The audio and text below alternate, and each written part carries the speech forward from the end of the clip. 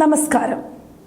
വേദിയിൽ കയറി മയക്കുമരുന്നിനും കഞ്ചാവിനുമെതിരെ ഘോരഘോരം പ്രസംഗിക്കുകയും സ്വന്തം ഫ്ളാറ്റിലിരുന്ന് കഞ്ചാവടിക്കുകയും ചെയ്യുന്ന ഇരട്ടത്താപ്പിന്റെ പേരാണ് റാപ്പർ വേടൻ. കഞ്ചാവ് കേസിൽ ജാമ്യം കിട്ടിയതിന് തൊട്ടു പിന്നാലെയാണ് ഈ പുലിപ്പല്ല് കേസും വരുന്നത്.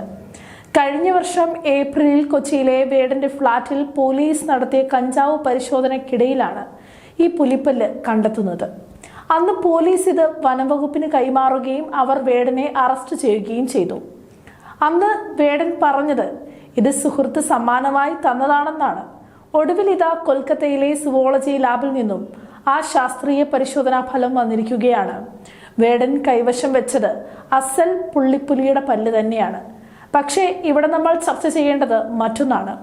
ഇത്രയും ക്രിമിനൽ പശ്ചാത്തലമുള്ള പീഡന കേസുകളിലും കഞ്ചാവ് കേസിലും പെട്ട ഈ വേടനെ താങ്ങി നടന്ന CPMന്റെ വോട്ട് ബാങ്ക് രാഷ്ട്രീയത്തെക്കുറിച്ച്. പീഡന കേസുകളും കഞ്ചാവ് കേസും പുലിപ്പല്ല് കേസും നിലനിൽക്കുമ്പോഴാണ് കഴിഞ്ഞ ഇടത് സർക്കാർ വേടന് മികച്ച ഗാനരചയിതാവിനുള്ള സംസ്ഥാന അവാർഡ് വെച്ചു നീട്ടിയത്.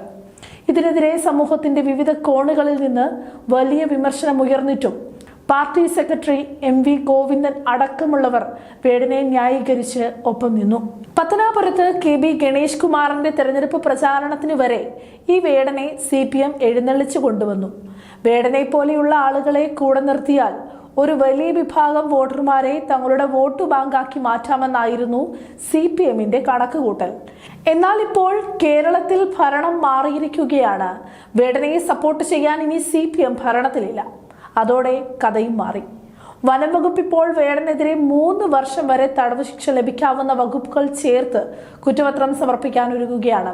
ഇടതുപക്ഷ സർക്കാരിന്റെ ഭരണം മാറിയതോടെ വേടന്റെ പണി പാളിയെന്ന് ചുരുക്കം. CPMന്റെ ഒരു പൊതു സ്വഭാവം നോക്കണം. ഇനി ആകാശത്തുകൂടി പോകുന്ന വിവാദങ്ങൾ ചാടിപ്പിടിക്കുന്ന ഒരു പ്രവണത ഇവർക്കുണ്ട്. വേറെ ഒരു രാഷ്ട്രീയ പാർട്ടിയിലെ നേതാക്കളും ഇത്തരം കാര്യങ്ങളിലൊന്നും പോയി തലവെക്കാറില്ല. ഉത്തരേന്ത്യയിൽ നിന്നും എത്തിയ പ്രായപൂർത്തിയാകാത്ത മൊണാലിസ എന്ന പെൺകുട്ടിയുടെ വിവാഹം അവളുടെ മാതാപിതാക്കളുടെ സമ്മതമില്ലാതെ കേരളത്തിൽ വെച്ച് നടത്തിക്കൊടുത്തത് ഇതേ CPM നേതാക്കൾ തന്നെയാണ്. MV ഗോവിന്ദൻ മാഷ് അടക്കമുള്ളവരാണ് ആ വിവാദ കല്യാണത്തിന് നേതൃത്വം നൽകിയത്. ഒടുവിൽ ആ വിവാഹത്തെ ചുറ്റിപ്പറ്റിയുണ്ടായ വിവാദങ്ങളിൽപ്പെട്ട് CPM നേതാക്കൾ വിയർത്തതും നമ്മൾ കണ്ടതാണ്. അതുപോലെ തന്നെയാണ് വോട്ട് ബാങ്ക് മോഹിച്ച് വേടന്റെ പീഡന കേസുകളും പുലിപ്പല്ല് കേസും CPM മൂടി വെക്കാനായി നോക്കിയത്.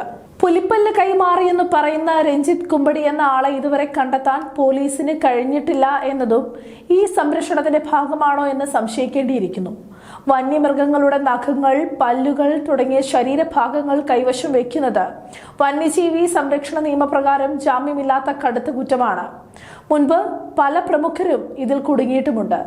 ഭരണത്തിന്റെ തണലിൽ അന്ന് ജാമ്യം കിട്ടി പുറത്തിറങ്ങിയ വേടന് ഇനി രക്ഷയില്ല. ഫോറൻസിക് റിപ്പോർട്ട് പോസിറ്റീവായ സ്ഥിതിക്ക് കോടതിക്ക് മുമ്പിൽ വനംവകുപ്പിന് ശക്തമായ തെളിവുകളുമുണ്ട്. രക്ഷിക്കാൻ ഭരണ സ്വാധീനവുമില്ല.